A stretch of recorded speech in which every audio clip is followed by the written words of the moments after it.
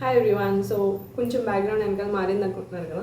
So ఏం లేదండి. So బేసిక్గా నేను రీసెంట్గా ఒక పోలింగ్ అయితే పెట్టాను. సో అందులో majority of the people have voted for TS ICET series.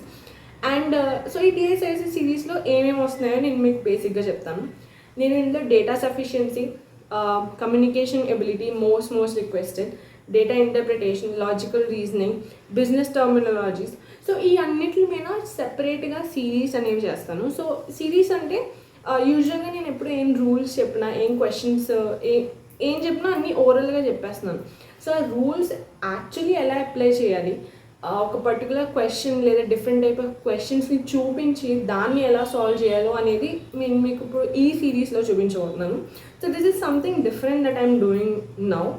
And mostly మీ రిక్వెస్ట్ బేస్ బట్టే. సో కొంతమంది డేటా సఫిషియన్సీ చేయమన్నారు. సో అలా సో ఒక్కొక్క వీడియోలో కొన్ని different type of questions cover చేస్తాను. మోస్ట్లీ నేను సాల్వ్ చేసే క్వశ్చన్స్ అన్నీ ఐదర్ ప్రీవియస్ ఇయర్లో వచ్చిన క్వశ్చన్స్ లేదా different type of questions, different patterns.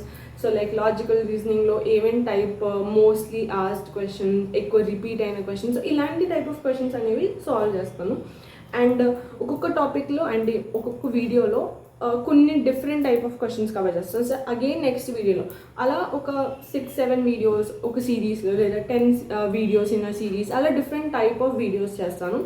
So hope this will help you. And ఇంకేమైనా సెపరేట్గా వీడియోస్ ఆర్ కంటెంట్ టైప్ కావాలంటే you can comment down in the comment section. Thank you.